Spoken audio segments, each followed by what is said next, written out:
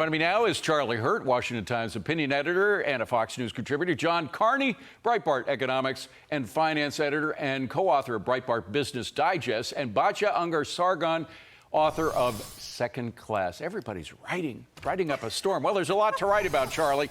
First of all, the markets are not freaking out about this talk of tariffs at all. They weren't spectacular today, but all of the indices were up. Business folks have kind of seen this before. They had a term with Trump. They saw him threaten with tariffs. Here's what former Chrysler CEO Bob Nardelli said about it earlier today. Roll tape. We went through this once before with this president, and it's a negotiating tool. It's not a policy. It's an initiative that will get their attention and hopefully stop this invasion that we've incurred over the last 4 years that has just been devastating to our society. So even if it does cause some inconvenience for folks, the goal is worth it. Yeah, and you know, not only have people lived through this before, but the entire campaign, Donald Trump was talking about all of these things. And the reason I think that he won the election is because he was talking about common sense solutions to very real problems that affect people in their personal lives. And people said, you know what, I get all of the, the hysteria about the guy, and I hear all the extreme names that they call him. But gee, what he's talking about makes a lot of sense. And I think tariffs were an integral part of that. Yeah. It makes sense. You've got drugs and human smuggling coming across the border. And if you can use tariffs to stop that, we were talking before the show. Why is anybody surprised? Yeah. I mean, so many people in the media come out saying, oh, my God, we're shocked by it. He talked about it. He did it. I think it's only the media that's... Yeah, I think so. Well, and some professors that will go unnamed. John, folks, some of those professors, by the way, still are screaming about this is going to cause inflation. Well, it didn't the last time. I mean, it didn't cause inflation. We didn't end up with inflation. Worries turning into some kind of trade war again. It's who knows? I mean, there was a trade war during Smoot-Hawley, but this is a far way away from Smoot-Hawley. Mexico is not going to wage a trade war against the United States. Look, I understand if you're the president of Mexico, you can't, for your domestic consumption, you don't want to seem like you're just caving into what Trump demands. Right. So you're going to stand tough a little bit. 83% of Mexico's exports come into the United States. You know, very few U.S. exports go, a much smaller percentage goes into Mexico. They are dependent on the U.S. market for their economy.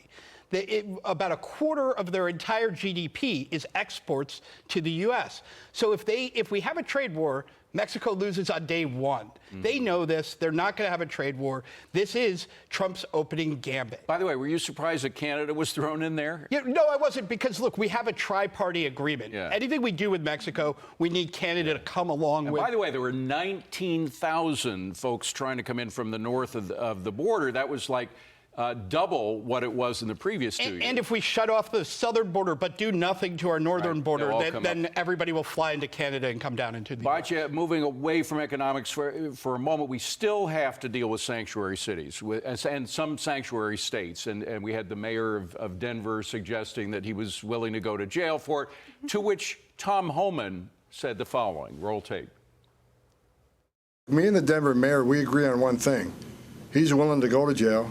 I'm willing to put him in jail, because there's a statute. It's Title 8 United States Code 1324 III. And what it says is, it's a felony if you knowingly harbor and conceal an illegal alien from immigration authorities. President Trump has a mandate for American people. We got to secure this country. We got to save American lives. Batya, it's hard to misunderstand Tom Homan, isn't it? I love that guy. You know, Donald Trump won on three things: socially moderate, anti-war, and he wanted to create an economy that delivered for the working class. He's doing that with tariffs, and he's doing that by controlling the border, the two most important things when you think about working class Americans. Just to go back to tariffs for a minute, it's so amazing to me that the same people who were out there saying, I don't care if gas prices double if it's to support the war in Ukraine, suddenly go. Yeah. If vegetables cost a little bit more, but your neighbor is making a living wage, suddenly they're unwilling to make that sacrifice. But by the way, they will not be making that sacrifice. What do you think happens though to these mayors and the governors who are saying, I'm going to go to jail, I'm going to die for it? I think that's what the New Jersey governor said. I'm willing to die for this cause of keeping these criminals in the state of New Jersey. What do you think is going to happen? How soon before they roll over? Oh, I think it'll be very soon because they're not opposing Donald Trump. They're opposing the will of the American people who elected Donald Trump in order to do exactly this. And now they're putting up opposition to the exact thing that their own voters flipped on them and chose Trump for. Charlie, there was also this 10% tariff against China. And of course, China is where the fentanyl crisis begins. There's no question about it. As Trump was saying, they're always claiming they're going to arrest people and even execute people for fentanyl trade. They never follow through with anything. What do you think? How does China now deal with Donald Trump? We know how Donald Trump is going to deal with them. How do you think they're going to deal with Trump this time? I think the previous same guy, by the way. Exactly. It's President Xi. And I think the previous term is a pretty good indicator about how they'll operate with them. I think they recognize that this is a negotiation tactic. It is a tool in the toolkit of negotiations, and I think that they're going to try to work with them and try to figure things out because there is so much money at stake here especially with China, for both countries. And they did end up buying a lot of our produce. I have to say, I am a little bit more worried than Charlie is. I think that the way that the Chinese regime looks at it is we need to deal with Donald Trump for 4 years, and then we think we can roll over America once we get rid of Donald Trump. So this is a big problem that Donald Trump will have to face. He has to show them that not only that he means business, but that America means business, that this doesn't end in 2029. This is going on forever, that China cannot try to outwait Donald Trump's term of office. This is going to last. And all they have to do is look. Joe Biden didn't drop the tariffs. The Republican Party is now 100% on board with changing our trade relationship with China. China, if they think they can outlast us on this, they're wrong. This is going to get much worse for them before it gets better. Batya, there's an interesting Gallup poll out showing that Americans right now are very optimistic about the future when Trump takes over, but they're even more worried than they were about the present.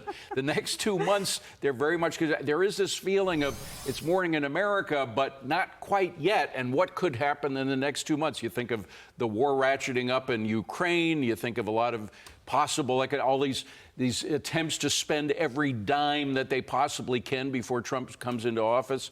What do you think is going to happen over the next 2 months? I, of course, respect how Americans feel and why they feel that way.